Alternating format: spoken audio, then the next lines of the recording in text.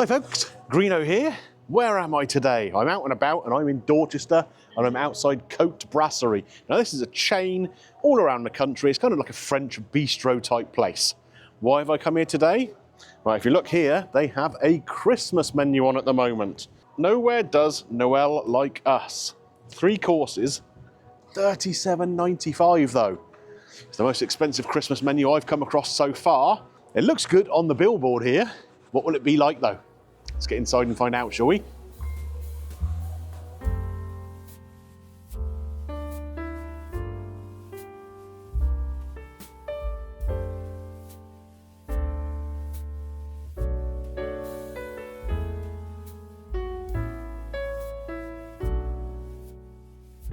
Right then folks, come in, been seated, tucked myself up in the corner again as usual.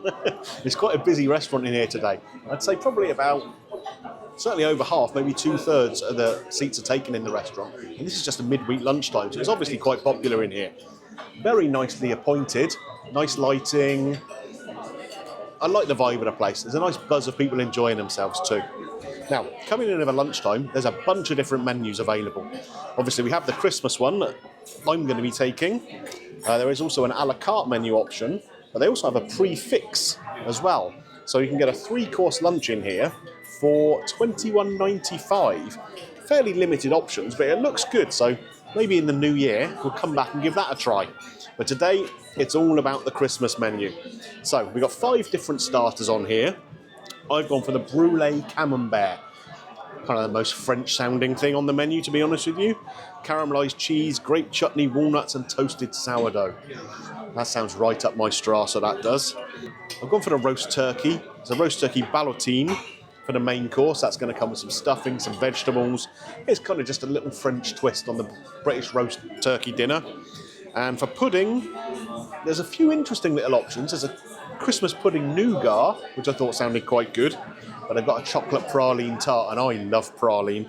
So I'm going to be going for that for my dessert too. 3 courses, £37.95. Compared to the prix, 3 courses, $21.95. It's almost double the price, so it better be good. Right, my order has been put in. Very, very helpful waiting staff here. They've been buzzing around the table trying to sort us out. I've gone for an interesting sounding drink here. This is apparently a berry and mint soda. Now you can see a bit of greenery floating around in here. I hope that's not all the mint element. I hope there's some flavouring in the drink.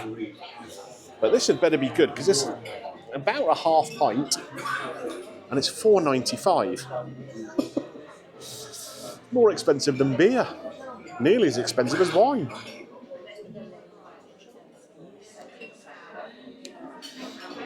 Blimey. It's got some flavour to it. Very sharp berry flavour. A little bit of sweetness. But almost a sort of sharp sourness to it as well. That really is tasty, but you'd only want one of them, I think. We better get some water for the table as well, I reckon. Okay, starters have arrived. And this actually looks quite pretty, considering it's basically just a baked cheese and some bread. We've got a couple of nice little walnuts there that have been appear to have been candied in some way, put some icing sugar on or something. There's a grape chutney sat underneath here too.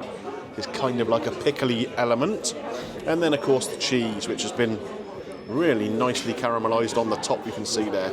That's the sort of brulee element. I don't know how they're doing that. Whether they just put a little bit of sugar or honey on top of that and torch it or something, or stick it under a grill. We're going to get straight into the cheese though. That's the star of the show. Oh, it looks nice and gooey and unctuous. Look at the cheese pull on that. How far is it going to go before it breaks? Longer than my arm. So, let's wrap that up like a bit of spaghetti, shall we? There we go. Give it a taste. That is interesting. There is a sweet element on top of it. It does taste sugary. But they've obviously put something on the top of it to caramelise the top. Which, I mean, it's not unpleasant, but it's a little unexpected, to be honest. Normally, you'd have a little bit of honey or something on top of a camembert. But this tastes a bit more like a sort of granulated sugar or something. Almost like an artificial sweetness to it. Which is a little bit strange, but it doesn't detract too much from the flavour of the cheese. Got some nice walnuts here. That is icing sugar over the top of them. They're trying to make this cheese into a pudding. Grape chutney here. Again, this is going to be another sweet element. It almost tastes a bit like mince pie filling. It's got those wintry kind of spices in there.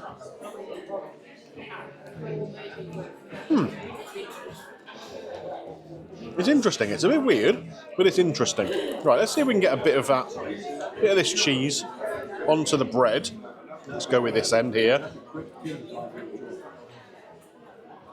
And we'll put a little bit of this chutney on there too. And see how it all works together as a flavour. I think it's better when you combine the elements.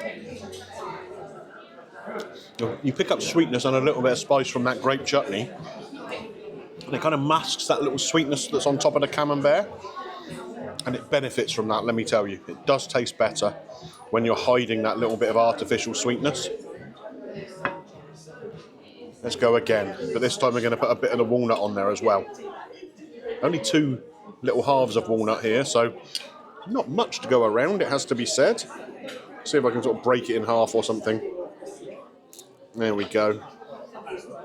Just put a little bit on the top there. Look at that. How pretty is that? Very nice. Right, let's get it in my gob. The toast isn't too crispy. It still has a little bit of bounce in the middle. And the little nuttiness does add something. With the sweetness. With the sort of cheesiness as well. But yeah, overall, as a combination, I think it's better than the individual parts. So hopefully there's going to be enough of this grape chutney to last all the way through the cheese. We'll see. Right, we can do it a little bit differently today. We're going to score as we go along. First course, the starter. I think it was probably just overly sweet with that brulee on the top.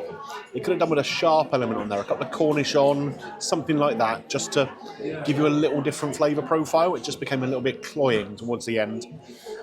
Checked on the menu as well. If you buy this on the regular menu, it's $9.95. That is all the money for a little bit of cheese and a couple of slices of bread, isn't it?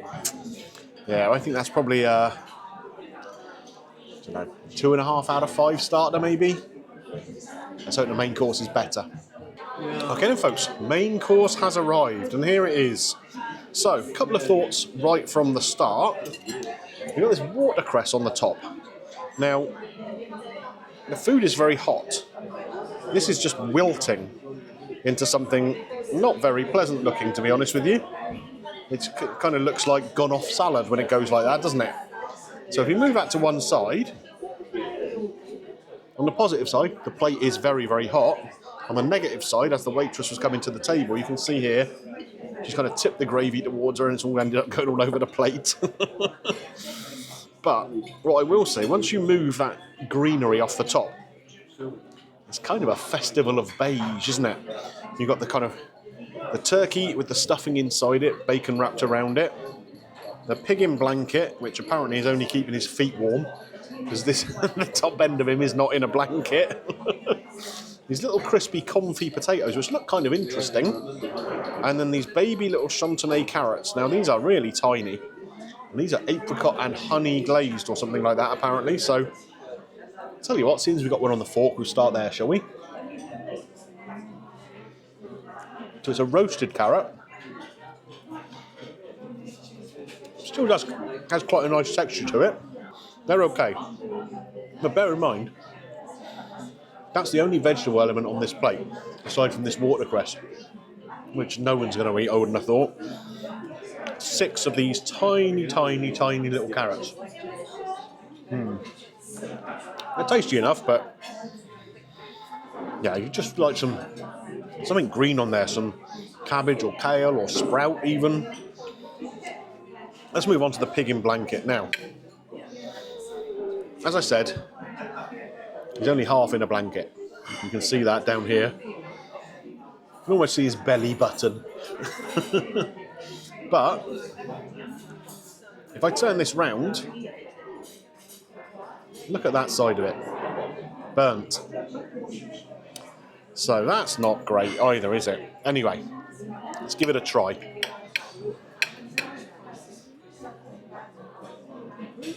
The flavour's okay. Very herby sausage. The bacon, you can't even taste. You cannot taste at all. Now, this little sort of chipolata has actually got quite a lot of flavour. But, yeah. That is not a great pig in blanket, it has to be said. Move on to these comfy potatoes now. So we've got 4 of these here. They look kind of interesting, don't they? Let's cut inside and see how it is inside. Is this a whole piece of potato or is it some kind of layered thing? So it is just a whole piece, like a rectangular roast potato. There we go. So we'll try it kind of as it is and then we'll dip it through this, what is it, a thyme gravy, I think they called it. The outside is nice and crispy. The inside is kind of almost rubbery though, which is a very strange texture. I mean, it's cooked through, I can see it's cooked through. I don't know whether it's the type of potato that they've used. But it does feel, it's got a really strange texture. You would expect it to be light and fluffy like a roast potato would be, but it's not. I don't think I've ever had a potato with that texture before in my life. That's strange. Just give me some roast potatoes. You can do them in garlic and whatever if you want to make it French. But, yeah, they're not great. Not great at all. The gravy, like I said, it's a sort of thyme jus of some kind. It's very thin, which is, I guess is why it spilt all over the side of the plate.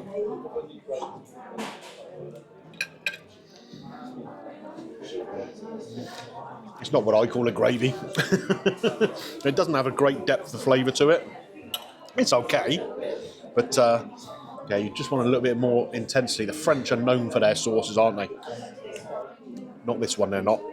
Right, on to the turkey. This is the main event, of course. So we've got the ballotine of turkey here. It's wrapped in the bacon.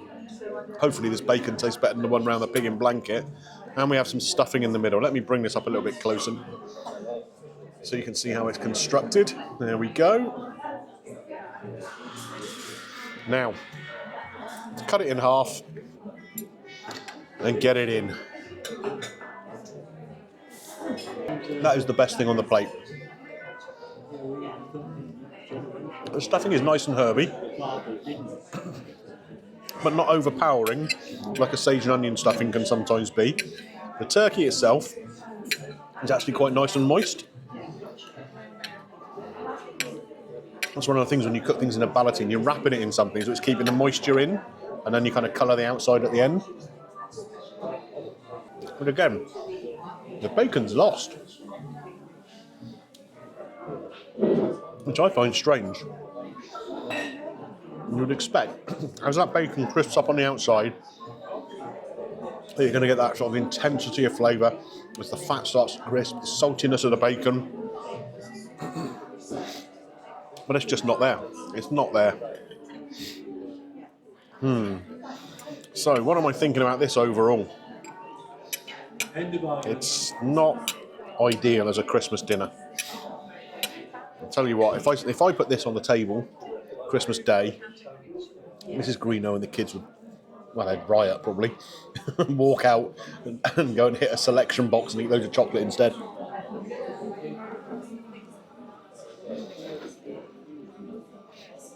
One word describes this plate for me. Underwhelming. It's 2 out of 5 maybe. I've cut one of these potatoes open now to look inside, and it's grated potato in there, as you can see. So basically what they've given me on this lunch is 4 hash browns, and not very good ones at that. Right folks, is dessert going to save the day? Not been the best experience so far, it has to be said. And at $37.95, I certainly expected better. But we have this chocolate praline tart with vanilla ice cream on the top, I believe, and a berry coulis going around it. And what looks like little bits of grass in it. It's probably just chopped up mint or something though. So let's give this a little try. Interesting, I expect it being a tart for it to have a crispy kind of pastry base. It's more of a sort of crummy kind of thing. Quite a rich chocolate.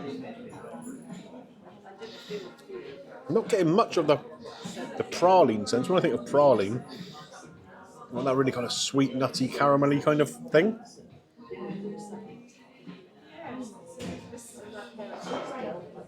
And I'm not really getting that at all. The chocolate element is nice. The base of it, let me take this ice cream off first.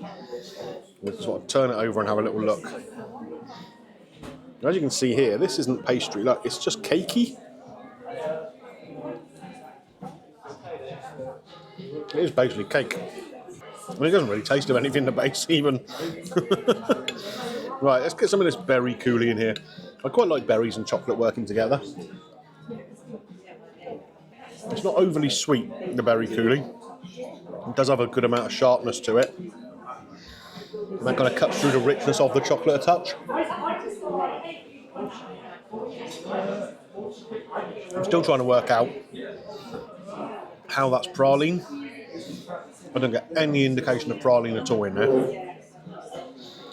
Let's go with the ice cream. The ice cream's okay, nice and creamy.